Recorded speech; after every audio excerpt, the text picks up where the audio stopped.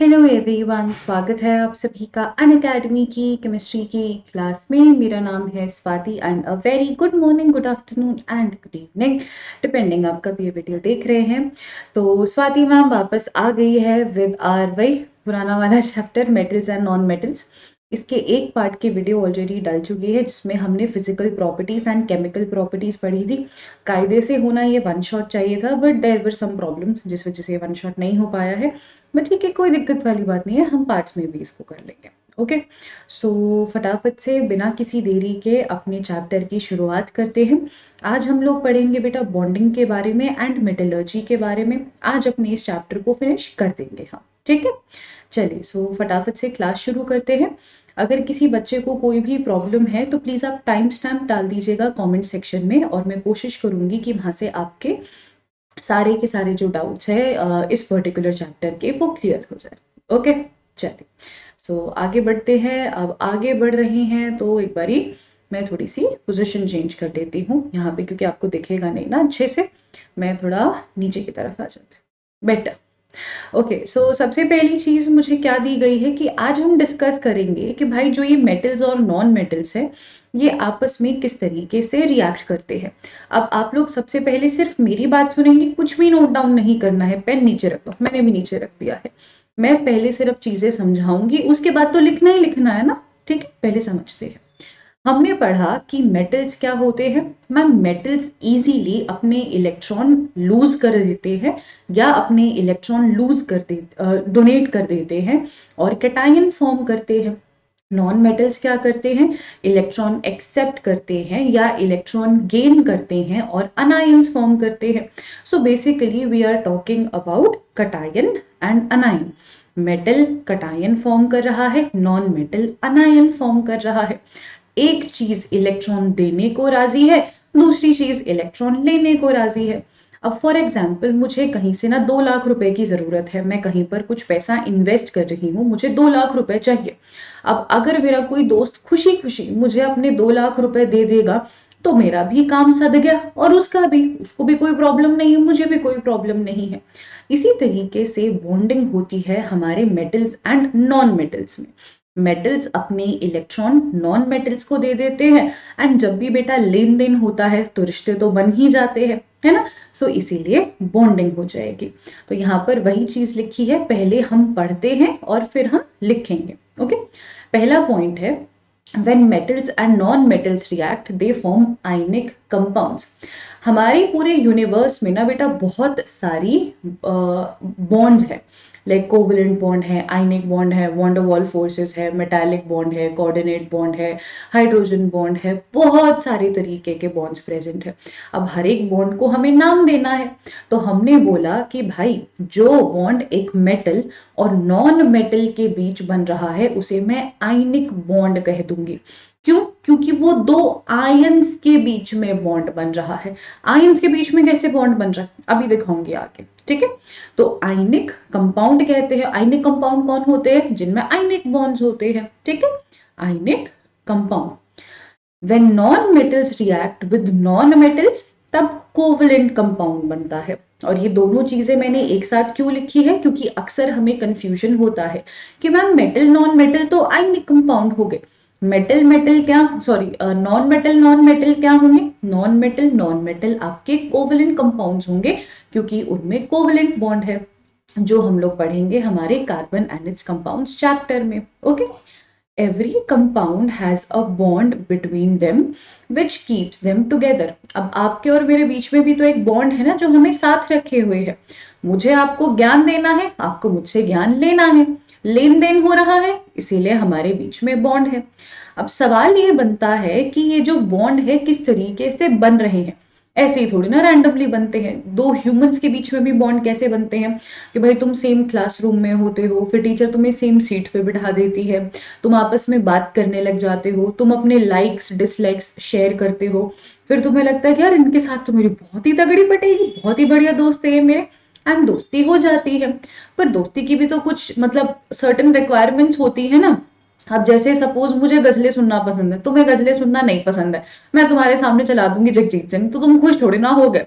तुम्हें बीटीएस पसंद, मेरे को बीटीएस नहीं पसंद, तुम बीटीएस के गाने चला दोगे तो हमारी बात नहीं बनेगी। जो ये मेटल और नॉन मेटल के बीच के बॉन्ड है, ये किस तरीके से बनते हैं।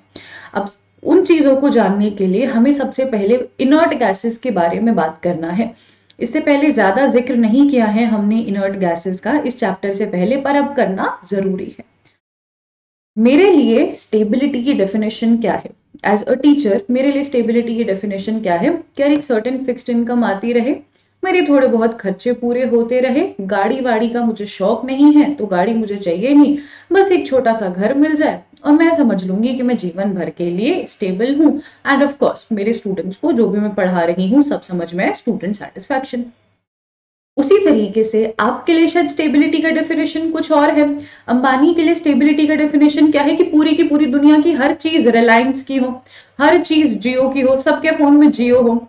जो एप्पल के फोन वाले हैं उनके लिए स्टेबिलिटी का क्या मतलब होगा कि दुनिया का हर लैपटॉप एप्पल होना चाहिए, हर फोन एप्पल होना चाहिए, हर में आईपैड होना चाहिए।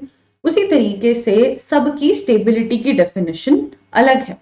हमारे जो एलिमेंट्स हैं उनकी स्टेबिलिटी की डेफिनेशन क्या है कि भाई उनको बनना है नोबल गैसेस जैसा। ठीक है, जैसे आपके पेरेंट्स कहते हैं ना कि तू क्लास के टॉपर जैसा क्यों नहीं बन जाता, पढ़ता रहता है वो पूरे दिन, किताब में ऐसे मुद्दा पड़ा रहता है, तुमसे नहीं होता। सो सिमिलरली सारे के सारे एलिमेंट्स भी हमारे नोबल गैसेस जैसा बनना चाहते हैं। ठीक है, नोबल गैसेस कौन से हैं? Helium, neon, argon, krypton, xenon, radon. पर क्रिप्टन, जिनॉन, रेडॉन की कन्फिग्रेशन थोड़ी मुश्किल है, तो वो हम लोग 10वीं क्लास में पढ़ाते नहीं है और ना ही हमारे लिए जानना जरूरी है। आपको बस हीलियम, नियोन, आर्गन तक ही फिलहाल के लिए अपना ज्ञान सीमित रखना है। हीलियम का एटॉमिक नंबर है 2, इलेक्ट्रॉनिक कन्फिग्रेशन के में 2 इलेक्ट्रॉन्स। नियोन का एटॉमिक नंबर है 10, इलेक्ट्रॉनिक कन्फिग्रेशन 2,8। आर्गन का 18, 2,8,8। अब हर एक एलिमेंट बच्चों, हर एक एलिमेंट इन नोबल गैसेस के अलावा इन जैसा बनना चाहेगा तो वो अपनी इलेक्ट्रॉनिक कन्फिगरेशन को बदलेगा। हम खुद को बदलेंगे। अगर मैं किसी जैसा, मैं कल को कटरीना कैफ बोलेगी मेरे को स्वाति मैम जैसा बनना है, तो उसको खुद को बदलना पड़ेगा ना, थोड़ा ज्यादा खाना पड़ेगा, उसको अपनी डाइट वाइट छोड़नी पड़ेगी। So if I want to be like someone or someone wants to be like me, they'll have to change a few habits. Similarly, जो मेटल्स और नॉन मेटल्स होते हैं, अगर उन्हें नोबल गैसेस जैसा बनना है तो उन्हें कुछ अपनी हैबिट्स बदलनी होंगी, अपने कुछ इलेक्ट्रॉन्स बदलने होंगे। जैसे एक बारी सोडियम की कन्फिगरेशन देखते हैं। सोडियम का एटॉमिक नंबर होता है 11, इलेक्ट्रॉनिक कन्फिगरेशन क्या है? 2,8,1। अब सोडियम की कन्फिगरेशन में और नियोन की कन्फिगरेशन में क्या फर्क है? मैम बस एक फर्क है कि सोडियम के ना एम शेल में एक इलेक्ट्रॉन है। मतलब मैं कह सकती हूँ कि अगर सोडियम का ये एक इलेक्ट्रॉन निकल जाए, मान के चलो कि ये एक इलेक्ट्रॉन मैं निकाल दूं, तो नियोन और सोडियम की सेम इलेक्ट्रॉनिक कन्फिगरेशन हो जाएगी, है ना। नियोन और सोडियम की सेम कन्फिगरेशन हो जाएगी। सोडियम तो राजी, उसको तो बनना था ही नोबल गैस जैसा, तो उसने सोचा चलो एक इलेक्ट्रॉन देकर ही सही मैं नियोन जैसा तो बना। सिमिलर चीज मैग्नीशियम में होगी। अब मुझे बताओ मैग्नीशियम और नियोन में क्या फर्क है? मैम बस एक ही फर्क है, मैग्नीशियम के एम शेल में 2 इलेक्ट्रॉन है। मतलब अगर मैं ये 2 इलेक्ट्रॉन निकाल दूं तो बात बन जाएगी ना मेरी। अगर ये 2 इलेक्ट्रॉन निकाल दिए जाए तो बात बन जाएगी। हाँ जी मैम बात बन जाएगी, तो निकाल दो 2 इलेक्ट्रॉन, क्या ही दिक्कत है। ठीक है, अब नॉन मेटल क्या करेंगे? देखो मेटल क्या कर रहे थे?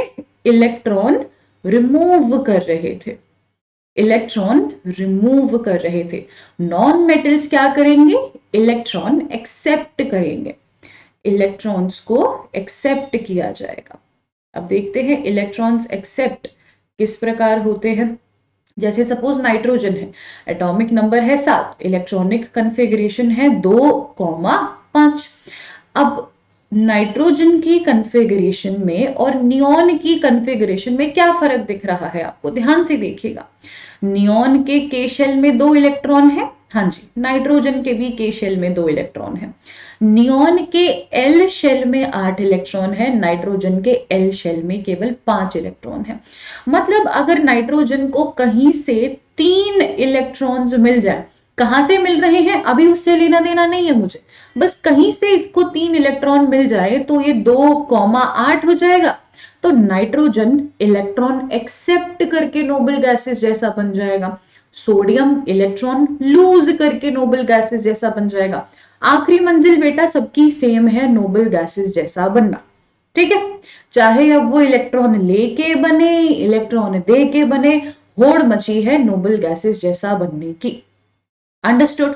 चलिए, आई होप अब आपको समझ में आ गया होगा कि ये बॉन्डिंग क्यों होती है, किस प्रकार होती है, क्योंकि अब हम कुछ क्वेश्चंस प्रैक्टिस करेंगे।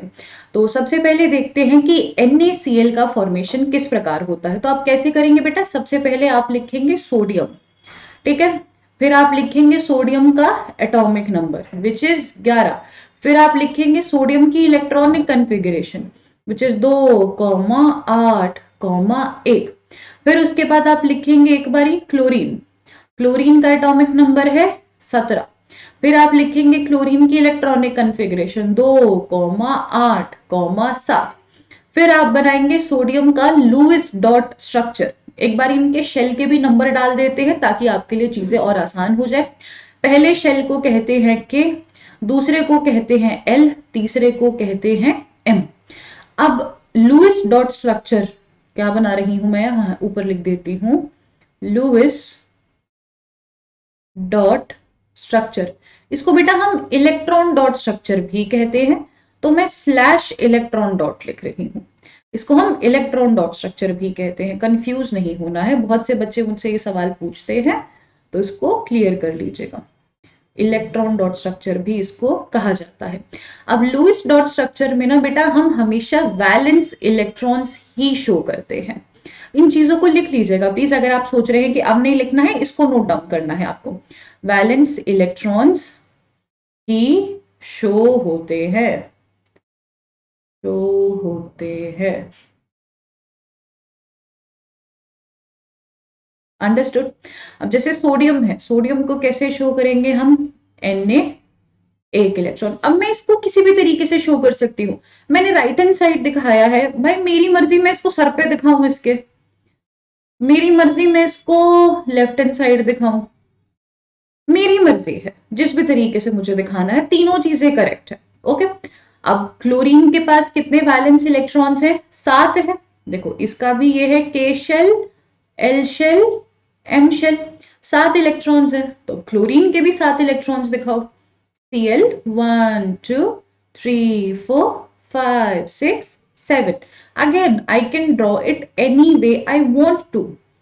Cl इधर एक बना दिया, 1 2 3 4 5 and 6।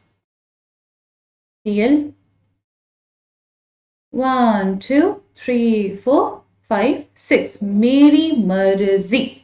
ठीक है, यहां तक सबको समझ में आ गया होगा। I hope Lewis dot structure अब तक बनाने आ गए हो, क्योंकि बोर्ड कुछ ज्यादा ही करीब है, तो अगर लुईस डॉट स्ट्रक्चर बनाने नहीं आए हैं तो मुझे बता देना, मैं पढ़ा दूंगी, कोई दिक्कत वाली बात नहीं है। अब ये देखना है कि अगर सोडियम को अपना ऑक्टेट पूरा करना है तो वो क्या करेगा, इलेक्ट्रॉन लूज करेगा या गेन करेगा। ऑल्दो ये जस्ट अभी हमने समझा है कि वो अपना इलेक्ट्रॉन लूज करेगा, तो कौन से वाले शेल से इलेक्ट्रॉन जाएगा, हमेशा जो लास्ट शेल होता है ना उसमें से पहले इलेक्ट्रॉन जाता है। तो सोडियम अपने इस एक इलेक्ट्रॉन को लूज कर देगा। ठीक है, लूज करते ही इसकी कन्फिगरेशन क्या हो जाएगी, दूसरे रंग में ड्रॉ करती हूं, Na प्लस बन जाएगा ये। क्यों, क्योंकि इसने अपना एक इलेक्ट्रॉन लूज कर दिया ना, जब भी इलेक्ट्रॉन लूज होता है प्लस चार्ज आता है, और जितने इलेक्ट्रॉन लूज होते हैं उतने का प्लस चार्ज आता है। अब हम बात करते हैं कि क्लोरीन को अगर ऑक्टेट पूरा करना है तो उसे क्या करना पड़ेगा, तो क्लोरीन को एक इलेक्ट्रॉन गेन करना पड़ेगा। क्लोरीन ने एक इलेक्ट्रॉन गेन कर लिया तो वो क्या बन जाएगा, Cl माइनस बन जाएगा। ठीक है, अब सिंस दो आयंस के बीच में एक बॉन्ड बन रहा है इसलिए उसको आयनिक बॉन्ड कहा जा रहा है। ये एक आयन है, ये एक आयन है, आयंस के बीच में बॉन्ड बन रहा है ना, और ये बॉन्ड किस तरीके से बन रहा है मैं वो भी आपको अभी ड्रॉ करके दिखा देती हूँ। देखो ऐसे बनाओ, शो कैसे करना है बॉन्ड बनाना। Na का लुईस डॉट बनाया, Cl का लुईस डॉट बनाया कि भाई ये इलेक्ट्रॉन इधर जा रहा है। अच्छा सुनिए, यहां पर ये मैंने ना डॉट बनाया है, आप क्रॉस भी बना सकते हैं। जैसे मैं क्लोरीन के इलेक्ट्रॉन्स को क्रॉस से भी शो कर सकती हूँ, वो भी अलाउड है, कोई दिक्कत नहीं है। I can draw it as ऐसे भी। भाई अब ये इलेक्ट्रॉन पूरा का पूरा इधर ट्रांसफर हो रहा है, तो Na plus and Cl minus के बीच में बॉन्ड बन रहा है, as easy as that. Okay, ऐसे हम लोग NaCl को की फॉर्मेशन की बात करेंगे। Understood everyone? चले आगे, अगला और क्वेश्चन सीखते, धीरे धीरे समझ में आएगा। अब हम ड्रॉ करने जा रहे हैं भाई मैग्नीशियम क्लोराइड। मैग्नीशियम क्लोराइड का फॉर्मूला पता होना चाहिए बेटा। मैग्नीशियम क्लोराइड का फॉर्मूला क्या है? MgCl2। सबसे पहली चीज क्या करनी है मैम? Mg लिखना है, atomic number 12, electronic configuration 2 8 2, Lewis dot structure Mg, दोनों इलेक्ट्रॉन साथ में बना दिए मैंने, मेरी मर्जी में अलग अलग भी बना सकती हूँ। Mg एक ऐसे एक ऐसे। ओके, अब मैं बात करती हूँ क्लोराइड की, यानी कि क्लोरीन की। अगेन 17 ही रहेगा, चेंज थोड़ी ना होगा। अब यहाँ पर 2,8,7 लुईस डॉट स्ट्रक्चर बनाते हैं इसका, 1 2 3 4 5 6 and 7। Okay, this is my K shell, this is my L shell, this is M shell, this is my K shell, this is my L shell, this is my M shell। अब मैंने क्या observe करा कि यार अगर magnesium को अपना octet पूरा करना है तो मैग्नीशियम को अपने, रुको कलर लेने तो, मैग्नीशियम को अपने इन 2 इलेक्ट्रॉन से छुटकारा चाहिए। क्लोरीन को पर केवल 1 इलेक्ट्रॉन चाहिए। इट्स लाइक फॉर एग्जाम्पल, मेरी एक दोस्त है बहुत ज्यादा अमीर है, उसके घर पे इनकम टैक्स की रेड पड़ने वाली है। वो मेरे को बोल रही, स्वाति यार कुछ भी कर प्लीज, मेरे से तू 2 लाख रुपए ले जा इनकम टैक्स वाले, वरना मेरे को जेल में डाल देंगे। फिर मैंने उसको बोला कि बहन मुझे तो सिर्फ 1 लाख की जरूरत है, मैंने अगर 2 लाख रुपए ले लिए तो मेरे ऊपर रेड पड़ जाएगी, मेरी जिंदगी की स्टेबिलिटी भंग मत कर तू। तो वो बोलती तू एक काम कर कि तू 1 लाख रुपए ले ले और अपनी बहन को 1 लाख रुपए दे दे। सो मेरी उस दोस्त को 2 लाख रुपए देने थे, जिसमें से 1 लाख मैंने ले लिए, 1 लाख मेरी बहन ने ले लिए। ठीक है, अब सिमिलरली मैग्नीशियम 1 है, पर उस एक मैग्नीशियम को अपने 2 इलेक्ट्रॉन से छुटकारा चाहिए, पर एक क्लोरीन सिर्फ 1 इलेक्ट्रॉन ले सकता है, तभी तो मैं 2 क्लोरीन का इस्तेमाल कर रही हूं। आया आप समझ में? अब इसको बॉन्डिंग में हम कैसे दिखाएंगे उस चीज का जिक्र करते हैं। मैग्नीशियम ये रहा, ठीक है, एक क्लोरीन ऐसे बनाओ, क्रॉस के फॉर्म में बना रही हूं मैं। देखो यार, अगर तुम्हें लग रहा है बहुत स्लो है, रिकॉर्डेड लेक्चर है ये, स्पीड तेज कर लो। ठीक है, मैं इसलिए जानबूझ के स्लो पढ़ा रही हूँ कि जिसको स्लो समझना है वो स्लो में समझ लेगा, जिसको स्पीड अप करके पढ़ना है वो अपना स्पीड अप करके पढ़ लेगा, कोई मनाही थोड़ी है बेटा। अब ये एक इलेक्ट्रॉन इसको दे देगा, एक इलेक्ट्रॉन ये इसको दे देगा, टेंशन खत्म इसकी। तो बन क्या जाएगा ये? Mg2 plus. 2 प्लस क्यों आया बेटा? प्लस इसीलिए आया क्योंकि इलेक्ट्रॉन दे रहा है। 2 क्यों आया? क्योंकि 2 इलेक्ट्रॉन दे रहा है। और यहां पर क्या बन जाएगा? Cl माइनस, Cl माइनस, और ये बॉन्ड बन जाएंगे। Easy peasy lemon squeezy, easy peasy lemon squeezy हम उनको कहते हैं बेचारा, लाइक सुपर डुपर जी। चलिए करिए, 20 सेकंड का समय दिया जा रहा है आप सभी लोगों को, फिर उसके बाद हम आगे चलते हैं। हरी अप, लग रहा है ना इजी ये चैप्टर है नहीं इतना मुश्किल जितना ना लोगों ने हवा बना रखी होती है इसकी। सबसे आसान है बेटा, रिश्ते बनाने तो बहुत आसान होते हैं, बहुत आसान होते हैं, अगर नीयत अच्छी हो ना तो रिश्ते बन जाए करते हैं। चलिए आगे, हली अप हली अप हली अप हली up all of my students. Magnesium chloride हो लिया। अब हम एक बार इनकी प्रॉपर्टीज की बात कर लेते हैं। जैसे कोवलेंट कंपाउंड्स की अपनी अलग प्रॉपर्टीज होती है, मेटालिक की अलग होती है, आयनिक की भी अलग प्रॉपर्टी होती है। अच्छा, आयनिक कंपाउंड की प्रॉपर्टी को समझने के लिए ना अपने दिमाग में नमक सोच के रखना, NaCl। ठीक है, नमक अपने दिमाग में रखो। जैसे मैंने क्या बोला, नॉन मेटल्स की प्रॉपर्टी अगर समझनी है तो पेंसिल का सिक्का, ग्रेफाइट याद रखो। आयनिक कंपाउंड्स की प्रॉपर्टी अगर याद रखनी है तो अपने दिमाग में नमक को रखो। पहला चीज पढ़ते हैं, फिजिकल नेचर।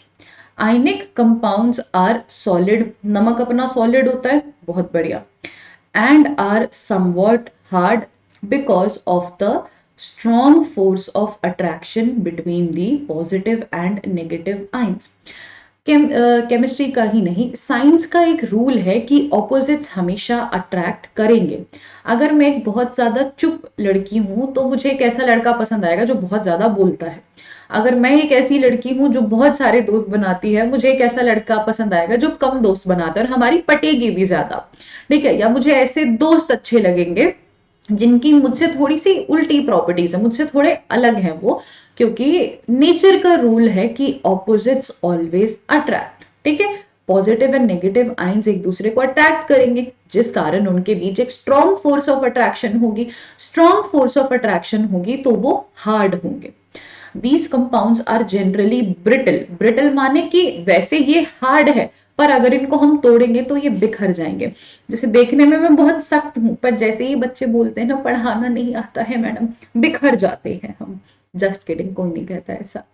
ठीक है, so generally brittle and break into pieces when pressure is applied. तो नमक वैसे तो सॉलिड होता है पर उसको अगर मैं अपने अंगूठे से दबाऊंगी वो चूरा बन जाएगा, उसका बिखर जाएगा वो। ओके, अब हम बात करते हैं मेल्टिंग एंड बॉइलिंग पॉइंट्स की। आयनिक कंपाउंड्स का हाई, ये वर्ड याद रखना, high. High melting and boiling point होता है, this is because a considerable amount of energy is required to break the strong inter ionic. Inter school का क्या मतलब होता है, दो स्कूल के बीच में कंपटीशन हो।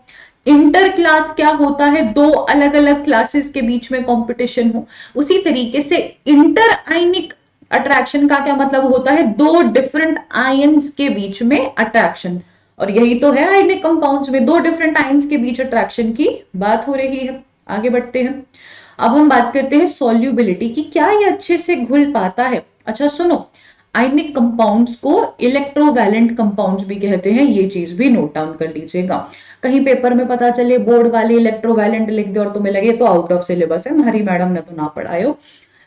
इलेक्ट्रोवैलेंट कंपाउंड्स बोलो या आयनिक कंपाउंड्स बोलो एक ही बात है। ठीक है, are generally soluble in water and insoluble in solvents such as kerosene, petrol etcetera. कि ये पानी में घुल जाता है पर पेट्रोल में, केरोसिन माने मिट्टी तेल, इनमें नहीं घुलता है। तो नमक पानी में घुल जाएगा, नमक केरोसिन और पेट्रोल में नहीं घुलेगा, ऐसे याद रखो।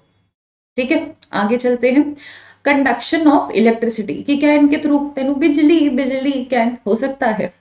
The conduction of electricity through a solution involves the movement of charged particles.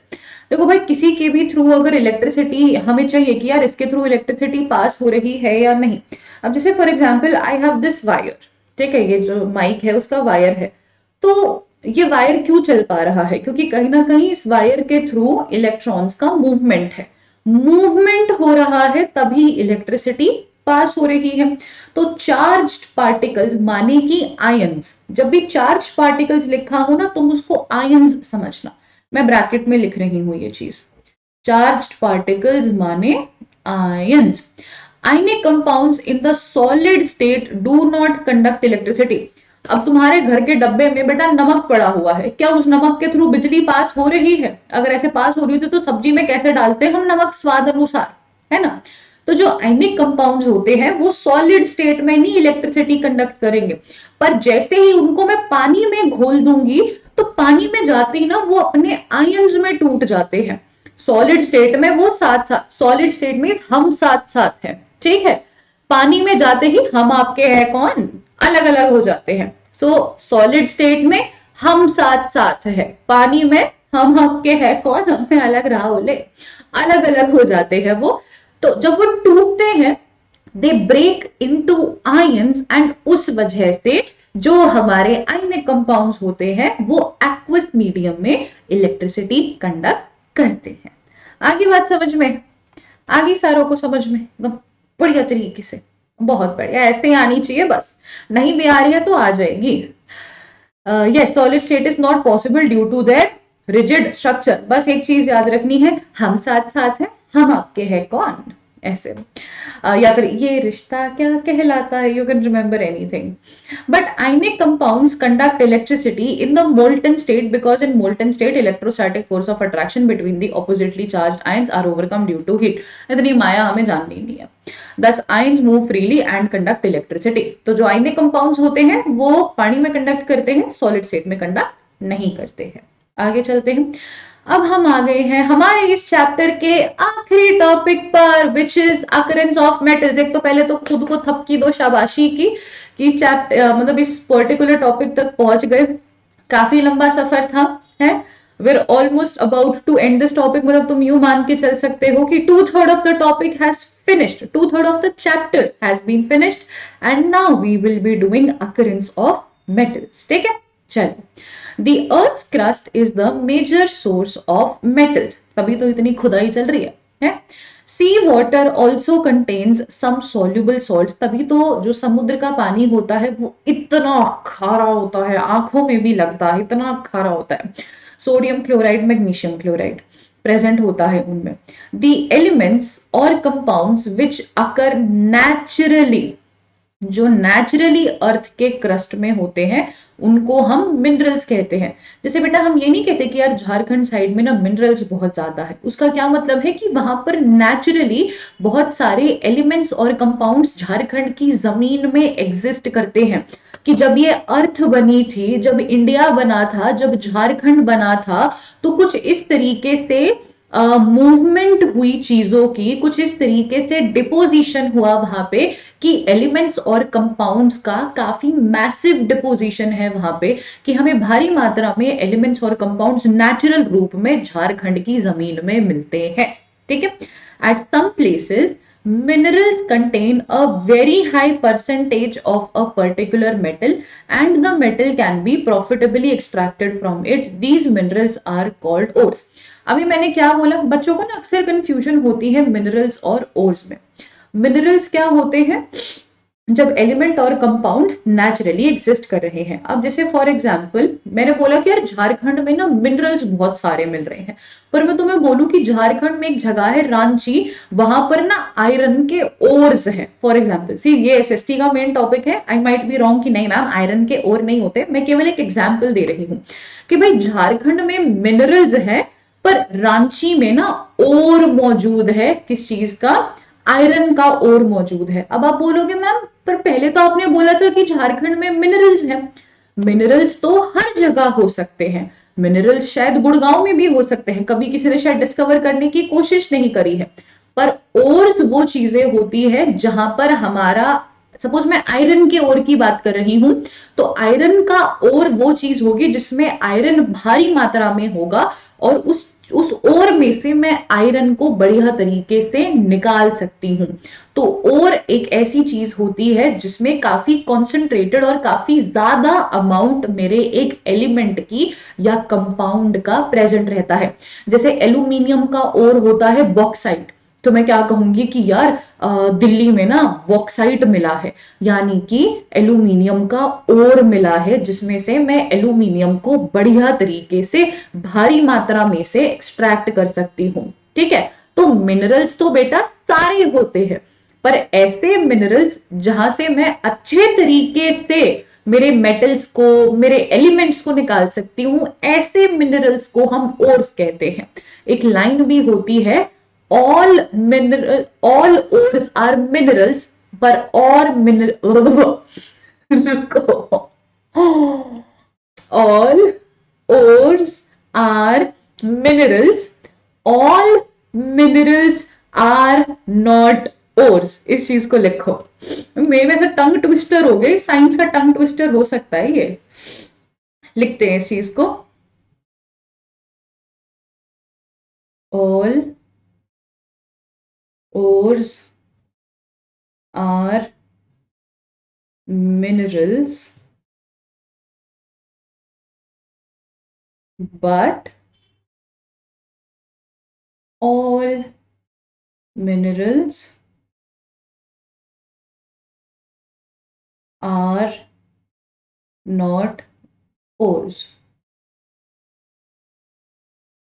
जैसे हमने लिखा नहीं था कि सारे एल्कली बेस होते हैं पर हर एक बेस एल्कली नहीं होता है, उसी तरीके की लाइन है कि भाई ओर्स भी एक तरीके के मिनरल्स होते हैं, बस और ऐसे मिनरल होते हैं जिसमें मैं ज्यादा मेटल, ज्यादा एलिमेंट निकाल सकती हूँ, और हर एक मिनरल और नहीं होता है।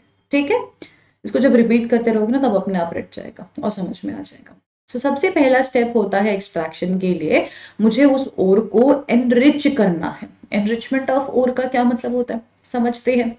अब जैसे मैंने बोला कि मैंने बॉक्साइट का ओर निकाला, बॉक्साइट इज एल्यूमिनियम, तो बॉक्साइट ओर निकाला, मैंने जमीन से निकाला है, वो गंदा होगा, मिट्टी चिपकी होगी, ऐसा तो नहीं ना कोई मेरे लिए वहां पे से गेम में नहीं होता इतना सुंदर सा डायमंड रखा हुआ रहता है और खोद के उस डायमंड को बाहर निकालो, वीडियो गेम्स में जैसे होता है ऐसे नहीं होता, वो बहुत ही ज्यादा ना गंदा होगा, कीड़े मकोड़े भी लिपटे हुए हो सकते हैं उस पे, बहुत सारी दुनिया भर की मिट्टी हो सकती है उस पे। अब उसका तो मैं कुछ नहीं कर सकती, मुझे उसको साफ करना होगा। तो यहाँ पर यही लिखा है कि ओर्स जो हम लोग अर्थ में से निकालते हैं, अर्थ के क्रस्ट में से निकालते हैं, उनमें लार्ज अमाउंट ऑफ इम्प्योरिटीज होती है, जैसे सॉइल हो गया, सैंड हो गया, ऐसी इम्प्योरिटीज को हम गैंग कहते हैं। प्लीज गंगू मत बोलना, ये ना स्वाति मैम से जो बच्चे नहीं पढ़ते ना वो बोलते हैं इसको गंगू, गंगू नहीं बोलना है, गैंग बोलना है। The impurities must be removed of course, गंदा तो एल्यूमिनियम का सर में मारूंगी, मैं क्या करूंगी मैं उस एल्यूमिनियम का, साफ एल्यूमिनियम चाहिए मुझे तो। The process used for removing the gangue from the ore are based on the differences between the physical or chemical properties of the gangue and the ore. Gang है गंदगी, ओर है मेरा जो ओर है, तो गैंग और ओर किस तरीके के हैं, क्या वो गैंग मैग्नेटिक है जो मैं सिर्फ एक चुंबक की मदद से हटा सकती हूँ, क्या वो गैंग ऐसा है जिसको मैं निरमा में धो के निकाल सकती हूँ। तो डिपेंडिंग अपॉन कि गैंग किस तरीके का है और किस तरीके का है, मैं उसी हिसाब के तरीके यूज करूंगी। मान के चलो गैंग भी तुम्हारा मैग्नेटिक है और भी मैग्नेटिक हो गया, बेटा दोनों ही चीजें चुंबक के चिपक जाएंगी, फिर कैसे मैं सेपरेट कर पाऊंगी। तो मुझे पहले गैंग की प्रॉपर्टी देखनी पड़ेगी, मुझे और की प्रॉपर्टी देखनी पड़ेगी, फिर मैं उनको सेपरेट कर पाऊंगी। ठीक है, different separation techniques are accordingly employed, तो अलग अलग एम्प्लॉय अलग अलग टेक्निक्स हम लगाते हैं। हमें वो टेक्निक्स नहीं जाननी है कि भाई कौन से गैंग के लिए कौन सी टेक्निक है, कौन से और के लिए कौन सी टेक्निक है, वो हमें अभी नहीं जाननी, वो ना तुम कॉलेज में जाके पढ़ोगे जब मेटलर्जी एज अ सब्जेक्ट लोगे तो। अब जैसे ये देखो, ये तुम्हारा ओर है, ठीक है, और ये तुम्हारी इसमें ये गंदगी गुंदगी लगी हुई है, तो फिर हमने इम्प्योरिटीज को अलग कर दिया है। ठीक है, मतलब इम्प्योरिटी सारी हट गई है और ये हमारा ओर हमें अलग से मिल गया है। चलिए अब एक्सट्रैक्शन की बात करते हैं। एनरिचमेंट तो आपने कर दी, अब हमें एक्सट्रैक्शन की बात करनी है कि भाई ऐसे मेटल्स जो एक्टिविटी सीरीज में, एक्टिविटी सीरीज बोलो या रिएक्टिविटी सीरीज एक ही बात है, जो रिएक्टिविटी सीरीज में बहुत नीचे की तरफ पड़ते हैं उनकी बात हो रही है। रिएक्टिविटी सीरीज एक बार याद करवाती हूँ, काशीनाथ का मामा आलू जरा फीके पकाता है क्योंकि AgAuPt। ठीक है, so metals low in the activity series are very unreactive, तभी तो वो नीचे है ना सीरीज में। The oxides of these metals can be reduced to metals by heating alone। ठीक है, अब जैसे सपोज मेरे पास मरकरी का ओर है HgS, मरकरी का ओर का नाम है बेटा सिनाबार, ये भी याद रखना फॉर्मूला है उसका HgS। तो जब मैं इस HgS को एयर में हीट करूंगी, it is first converted to mercuric oxide यानी कि HgO, फिर मर्क्यूरिक ऑक्साइड को मैं रिड्यूस कर सकती हूँ to mercury on further heating. मुझे ना यहाँ पर रिडक्शन करवाना है, मुझे रिडक्शन करवाना पड़ेगा। बहुत से स्टूडेंट्स को ये डाउट होगा कि मैम यहाँ पर रिड्यूस्ड क्यों लिखा है, why not oxidised to mercury. मैं समझाती हूँ, जैसे मान के चलिए कि मेरे पास HgS है, अब जो जो यहाँ पर लिखा है मैं वही आपको समझा रही हूँ कि HgS को मैंने हीट किया ऑक्सीजन में, रुको यार ऑक्सीजन लिखना भूल गई मैं, सेकंड पूरा लिखती हूँ। HgS को मैंने हीट किया एयर में यानी कि ऑक्सीजन के साथ, तो मुझे क्या होगा, नहीं नहीं नहीं नहीं नहीं, रुको रुको रुको रुको रुको, इक्वेशन में गड़बड़ है, इक्वेशन में गड़बड़ है। मेरे पास HgS है, HgS को मैं कन्वर्ट करूंगी HgO में, ठीक है। इक्वेशन में लिखूंगी, पहले यहाँ पर जो लिखा है वो मैं आपको समझाती हूँ। HgO में कन्वर्ट करूंगी। अब मुझे सिर्फ Hg चाहिए, मुझे ये O चाहिए ही नहीं, तो मुझे इस O का रिमूवल करवाना पड़ेगा। पहले मैं ये टॉपिक समझा लूं फिर इक्वेशन बताऊंगी। मुझे इस O का रिमूवल करवाना पड़ेगा। एंड रिमूवल ऑफ ऑक्सीजन को क्या कहते हैं हम? Removal of oxygen is known as reduction. तो इसीलिए मैं HgO का रिडक्शन करा रही हूं ताकि मुझे Hg मिल जाए, ठीक है। एक बारी आप इसको अच्छे से नोट डाउन कीजिए, मैं एक बारी इक्वेशन को क्रॉस चेक कर लेती हूँ, क्योंकि गलत तो मुझे पढ़ाना है ही नहीं आपको, ठीक है। HgS NCERT में था तुम्हारा HgS का रिडक्शन, वो खोल लेती हूं मैं।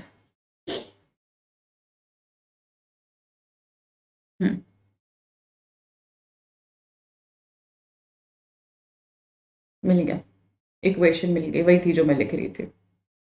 पहले इसको लिखो आप, फिर मैं बताती हूँ। क्रॉस चेक करना पड़ता है ना, गलत पढ़ाने से अच्छा है ये अग्री कर लो इस चीज में कि हाँ यार थोड़ा सा डाउट हो रहा है। इरेज कर रही हूं मैं इसको, ठीक है। अब इक्वेशन लिखते हैं। मेरे पास ये सिनाबार है, सिनाबार को बेटा मैं ऑक्सीजन के साथ रिएक्ट कराऊंगी। हीटिंग इन, अरे ये क्या हो गया, रुको। हीटिंग इन एयर का मतलब होता है ऑक्सीजन के साथ, ठीक है। यहाँ पर बन जाएगा HgO और साथ के साथ सल्फर डाइऑक्साइड गैस। अब इस HgO का रिडक्शन करवाऊंगी मैं और मुझे मिल जाएगा मेरा Hg, ठीक है। मेरे पीछे छुप तो नहीं रहा है? नहीं, बढ़िया एकदम। आ गया समझ में? आगे चलते हैं, अब हम नेक्स्ट टॉपिक देखते हैं। हाँ, ओ है ऑलरेडी हमारे पास इक्वेशन, खाम खाम ने बीटी ले। HgS है, इतनी तो स्मार्ट हूं ना मैं। HgS है, ऑक्सीजन, हीट, HgO। HgO को हमने हीट की प्रेजेंस में रिड्यूस करवा के Hg ले लिया, ठीक है। ऐसे ही हम कॉपर के साथ भी करते हैं। कॉपर जो है वो अपने ओर में Cu2s की फॉर्म में एग्जिस्ट करती है। तो मैं Cu2s प्लस ऑक्सीजन, मुझे क्या मिल जाएगा? Cu2O and SO2। पिछले में भी SO2 मिल रहा था, इसमें भी SO2 मिल रहा है। जहां कहीं पर भी बेटा सल्फर होगा और आप ऑक्सीजन के साथ रिएक्ट करवा रहे हो, SO2 तो एज अ प्रोडक्ट मिलेगा ही, ठीक है। पर देखो, अब इस चीज में ध्यान दो, यहां पर मैंने क्या करा था? HgO को सिर्फ हीट कर रही थी और रिडक्शन हो जा रहा था। यहां पे मैं कॉपर ऑक्साइड को कॉपर सल्फाइड के साथ रिड्यूस करवाऊंगी, तब जाके मुझे मेरा कॉपर मिलेगा। तो ये मत समझना कि कॉपर और मर्क्यूरी दोनों ही एक्टिविटी सीरीज में नीचे की तरफ पड़ते हैं तो दोनों को हम सिमिलर तरीके से रिड्यूस करवाएंगे, नहीं। कॉपर ऑक्साइड को कॉपर सल्फाइड के साथ रिएक्ट करवाया तब जाके उसका रिडक्शन हुआ है। इसीलिए ये एक इंपॉर्टेंट इक्वेशन बन गई है जिसके ऊपर सीबीएसई तुमसे गलती एक्सपेक्ट कर सकती है। पर तुम ठहरे स्वाति मैडम के बच्चे, तो कैसे गलती करोगे? अब हम बात करते हैं उन मेटल्स की जो middle of the activity series में पढ़ते हैं। The metals in the middle of the activity series such as iron, zinc, lead, copper are moderately reactive, बीच के बिच्छू होते हैं ये। They are usually present as sulfide or carbonates in nature. It is easier to obtain a metal from its oxide as compared to its sulfide and carbonates. अब ये क्या कह रहा है कि भाई जो मेटल्स आपके जैसे सपोज आयरन हो गया, लेड हो गया, जिंक हो गया, ये बीच ऑफ द रिएक्टिविटी सीरीज में बिलोंग कर रहे हैं। अब जो ये मेटल्स है ना, ये अपने या तो सल्फाइड की फॉर्म में एग्जिस्ट करते हैं या कार्बोनेट की फॉर्म में एग्जिस्ट करते हैं। पर मेरे लिए आसान होता अगर ये ऑक्साइड की फॉर्म में एग्जिस्ट करते, क्योंकि मुझे फिर सिर्फ रिडक्शन करवानी पड़ती, पर ये ऑक्साइड की फॉर्म में नहीं है। तो अब मुझे क्या करना पड़ेगा? पहले जो सल्फाइड की फॉर्म में है उसे मैं ऑक्साइड में कन्वर्ट करूंगी, फिर उस ऑक्साइड का रिडक्शन करा दूंगी। जो कार्बोनेट की फॉर्म में है उसे मैं पहले ऑक्साइड में कन्वर्ट करूंगी, फिर मैं रिडक्शन करवा दूंगी। तो यहां पर यही लिखा है तीसरी लाइन में कि एक मेटल को उसके ऑक्साइड से एक्सट्रैक्ट करना आसान होता है इन कंपैरिजन टू उसके सल्फाइड या फिर कार्बोनेट से, ठीक है। देयरफॉर प्रायर टू रिडक्शन जो मेटल सल्फाइड है और कार्बोनेट्स हैं उनको हम मेटल ऑक्साइड्स में कन्वर्ट करेंगे। अब इस पूरे प्रोसीजर में हम लोग दो चीजों के बारे में पढ़ेंगे, which is calcination and roasting. देखो बेटा, सी फॉर कैल्सिनेशन, अच्छा ये टेबल देखो, तुम्हें पूरी की पूरी कैल्सिनेशन और रोस्टिंग याद हो जाएगी। C for calcination, C for carbonate और C for carbon dioxide is released. C for calcination, C for carbonate और में ये किया जाता है, C for carbon dioxide release होती है। रोस्टिंग का मैं याद करवाऊंगी। मेरा नाम क्या है? Swati Rathi, S R ma'am. तो एस से है स्वाति, आर से है राठी, है ना? नहीं, एस से है सल्फाइड, आर से है रोस्टिंग। रोस्टिंग करी जाती है सल्फाइड ओर्स की, और सल्फर डाइऑक्साइड तुम्हें मिलता है। बस एक चीज तुम्हें याद रखनी है कि भाई कैल्सिनेशन में नो एयर होती है, रोस्टिंग में एयर होती है। कैल्सिनेशन में नो एयर एंड रोस्टिंग में एयर प्रेजेंट रहती है। इसको ऐसे याद रख लो कि जहां कहीं पर भी कार्बन डाइऑक्साइड होगी वहां ऑक्सीजन नहीं होगी। जैसे सपोज अगर मैं ऑक्सीजन इनहेल कर रही हूं और मैं कार्बन डाइऑक्साइड रिलीज कर रही हूँ, क्या मैं इस टाइम पर ऑक्सीजन भी इनहेल कर सकती हूँ? नहीं ना। मतलब ये मैं बस तुम्हें लॉजिक बता रही हूँ याद करने के लिए, ठीक है? बट ये तो हो जाएगा तुम्हें। C for calcination, C for carbonate, C for carbon dioxide, Swati Rathi ma'am से याद रखना है, S for sulphide, R for roasting. तो यही है कि कार्बोनेट ओर्स को ऑक्साइड में कन्वर्ट करने के लिए मैं कैल्सिनेशन प्रोसेस का इस्तेमाल करती हूँ, सल्फाइड ओर्स को कन्वर्ट करने के लिए इनटू देयर ऑक्साइड में रोस्टिंग प्रोसेस का इस्तेमाल करती हूँ, ठीक है? चलेगा, अब हम आगे चलते हैं। कैल्सिनेशन को थोड़ा डिटेल में पढ़ते हैं। एनरिचमेंट ऑफ ओर, बेसिकली सफाई होती है, सफाई of ore. After the enrichment of ore the metal is still present in combined form such as, for example carbonate की फॉर्म में होता है। तो मैं क्या करूंगी, मैं अब आपको यहाँ पर रिएक्शन लिख के दिखाती हूँ, आपको दूसरा पॉइंट अपने आप समझ में आ जाएगा। मेरे पास ZnCO3 है। इस ZnCO3 को बेटा मैं करूंगी हीट, बहुत स्ट्रांगली हीट करूंगी, but in the absence of oxygen. यहां पर लिमिटेड सप्लाई ऑफ ऑक्सीजन लिखा है, पर तुम अपने दिमाग में एब्सेंस ऑफ ऑक्सीजन फिट करे रखना। तो मुझे यहां पर मिल जाएगा ZnO एंड साथ की साथ कार्बन डाइऑक्साइड। तो अब जो कार्बोनेट है वो कन्वर्ट हो गया ऑक्साइड में। आगे चलते हैं। रोस्टिंग में क्या होता है, वही एनरिचमेंट ऑफ ओर करा लिया। अब जैसे जिंक जो है वो ZnS की फॉर्म में होता है, तो ठीक है, फिर क्या दिक्कत है, करा देंगे। ZnS है, साथ में ले लूंगी बेटा मैं ऑक्सीजन, ये ऑक्सीजन के प्रेजेंस में होता है। तो इधर मुझे क्या मिल जाएगा, ZnOSO2 हो गया। अब यहां पर भी जो सल्फाइड ओर है वो ऑक्साइड में कन्वर्ट हो गया। अब इनका मैं रिडक्शन करा सकती हूँ। Understood? Extraction of metals, middle in the activity series, ये आपकी एनसीईआरटी की एक टेबल है जो इंपॉर्टेंट है, क्योंकि ये क्या करेंगे ना, बीच की चीजें उड़ा देंगे। जैसे सपोज कार्बोनेट और सल्फाइड और रखेंगे, सपोज वो कैल्सिनेशन को गायब कर देंगे और बोलेंगे कि यहाँ पर बताओ क्या है, या वो रोस्टिंग को गायब कर देंगे, पूछेंगे यहाँ पर बताओ क्या है, ठीक है? तो कैल्सिनेशन कराई, रोस्टिंग कराई, एंड प्रोडक्ट सेम ही मिलना है, मिलना ऑक्साइड ही है, पर तरीके डिफरेंट है। यहां पर आप कार्बोनेट से ऑक्साइड बना रहे थे, यहां पर आप सल्फाइड से ऑक्साइड बना रहे थे, बट ऑक्साइड ही रहा था। उसके बाद फिर रिडक्शन कराया, फिर उसकी थोड़ी और साफ सफाई कर दी हमने। ओके, अब हम बात करते हैं रिडक्शन टू मेटल ऑक्साइड्स।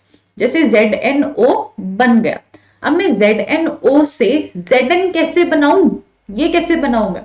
तो मैं करूंगी डिस्प्लेसमेंट रिएक्शन से, मतलब डिस्प्लेसमेंट रिएक्शन की हेल्प लूंगी। कार्बन जो होता है कोक, बेसिकली वो जिंक से ज्यादा रिएक्टिव होता है, तो मैं क्या करूंगी, कार्बन के साथ रिएक्शन कराऊंगी ताकि कार्बन जिंक को डिस्प्लेस कर दे और मुझे अलग से Zn मिल जाएगा। मुझे अलग से, एक सेकेंड, कहाँ गया पेन, मुझे अलग से Zn मिल जाएगा मेरा। अब एल्यूमिनियम जो है वो मैंगनीज से ज्यादा रिएक्टिव है, तो मैं क्या कर रही हूं, हर एक ऑक्साइड को उससे ज्यादा रिएक्टिव चीज के साथ रिएक्ट करवा रही हूं, ठीक है? सो रिड्यूसिंग एजेंट्स यूज कर रही हूं मैं, जैसे कार्बन हो गया मेरा, एल्यूमिनियम हो गया, और ये तो आपका थर्माइट रिएक्शन है ही, Fe2O3 प्लस एल्यूमिनियम, तो यहाँ पर बन जाएगा आपका Al2O3 प्लस में आयरन आपका अलग हो गया है, ठीक है? और मुझे आयरन ही अलग से चाहिए था, तो ये रिडक्शन कर दी हमने। आप थर्माइट रिएक्शन एक बार आप देख लीजिएगा, इंपॉर्टेंट रिएक्शन है, इसको ऐसे स्टार मार्क कर लेते हैं। The reaction of iron 3 oxide यानी कि Fe2O3, और ये पाउडर्ड फॉर्म में होती है, ठीक है। The powdered form of iron with aluminium, जो रेल की पटरियां होती हैं उन्हें जोड़ने के लिए या वेल्डिंग में यूज होता है, जो इस डिब्बे में हो रहा है। This reaction is known as thermite reaction. Basically जो मैंने पीछे अभी लिखवाया है Fe2O3 प्लस एल्यूमिनियम वाला, ठीक है। चलिए, अरे क्या बात है, वी हैव फिनिश्ड हमारा topic. Nice, didn't expect it to happen. ठीक है, पीपीटी ही खत्म हो गई है, शाबाश। अच्छा, इसके बाद हमारा एक टॉपिक रह गया है again, which is are metals with high reactivity series, but since PPT finish हो गई है, आई कैन नॉट कंटिन्यू इसी में ही। कोई नहीं, एक और क्लास लगा लेंगे जिसमें we'll just do the corrosion and roasting, sorry corrosion and rusting and metals with high reactivity वाला। वो तो इजी है, उसमें सिर्फ मेरे को सोडियम वगैरह का तुम्हें बताना है, वो हो जाएगा। सो फार सो गुड। आई होप जो भी अभी तक पढ़ाया है, जो भी अभी तक कराया है, आ गया होगा समझ में। अगर तुम चाहते हो कि आयनिक बॉन्डिंग की अलग से क्लास लगाई जाए, जो मैं प्रैक्टिस करवाऊंगी, ये सिर्फ एक वन शॉट है to give you just an idea कि हाँ यार ऐसी कोई चीज होती है। प्रैक्टिस तो मैं करवाऊंगी, हर चीज की प्रैक्टिस करवाऊंगी। जो ये तुम्हारी रिएक्टिविटी सीरीज है उनकी प्रैक्टिस होगी, एक्सट्रैक्शन की प्रैक्टिस होगी, आयनिक बॉन्डिंग की प्रैक्टिस होगी। बट अगर इसमें से कोई भी ऐसा टॉपिक है जो आपको समझ में नहीं आया है, या जो आपको लगता है कि मैम एक बार दोबारा करा देना चाहिए था, मैं करा दूंगी, मुझे कमेंट सेक्शन में बता देना, मुझे काम करने में कोई दिक्कत नहीं है, ठीक है। बस मुझे बता देना, ओके। चलिए, आपकी आज की क्लास को हम यहीं पर ही समाप्त करते हैं। मिलते हैं आप सभी लोगों से आपकी बाकी क्लासेस में। तब तक के लिए अगर आपको ये वीडियो अच्छी लगी तो प्लीज अपने फ्रेंड्स के साथ शेयर कीजिएगा। वी नीड सब लोगों का सपोर्ट हमारे इस बढ़िया से ऑसम से चैनल को ग्रो करने में। So yeah, I will see you guys in your classes. तब तक के लिए bye bye all of you.